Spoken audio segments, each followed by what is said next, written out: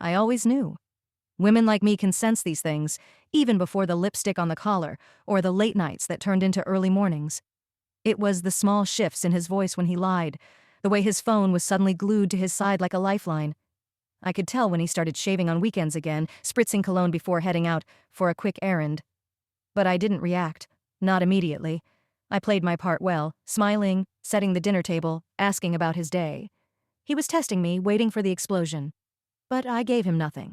I became the perfect wife, almost sickeningly so.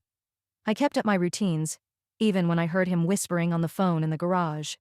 I didn't confront him when I saw the receipts for that new restaurant in the city where I had never been invited. And oh, how it drove him mad. "Are you even paying attention?" he snapped one evening, slamming his glass on the table.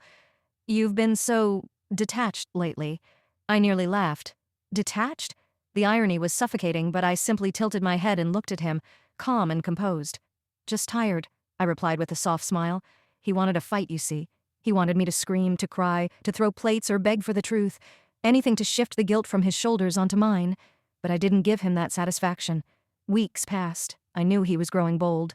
Perhaps he thought I was oblivious, or maybe he believed I was too scared to confront him. Either way, he became careless. He'd come home reeking of her perfume, his excuses flimsier each time. I listened, nodding sympathetically, pretending not to notice the smirk tugging at the corners of his mouth. What he didn't know was that I had my own plans. Quiet ones. Calculated ones. I wasn't going to let this end in some screaming match or teary goodbye. I deserved better than that. One night, he came home later than usual, drunk and stumbling, his tie crooked. He barely looked at me as he muttered something about a work event. I helped him to the couch, made him some tea, and kissed his forehead. He passed out within minutes, snoring loudly. I watched him for a moment, feeling nothing but a strange, weightless freedom. The next morning, everything was ready. I told him I had planned a surprise. A weekend getaway for the two of us. "You've been working so hard," I said, my voice sugary sweet. "You deserve a break." He hesitated, probably wondering how he'd juggle me and her, but his ego couldn't resist. He agreed. We drove to a quaint little cabin in the woods, secluded and peaceful. I cooked dinner, lit candles, poured wine. For the first time in months, he seemed relaxed, even affectionate. He probably thought he'd won, that his little charade had gone unnoticed. As we sat by the fireplace, I handed him a glass of wine, his third. He drank deeply, sighing contentedly. "This is nice," he admitted, almost as if he meant it. I watched him closely. "It is," I replied. "I thought we could use some time to reconnect."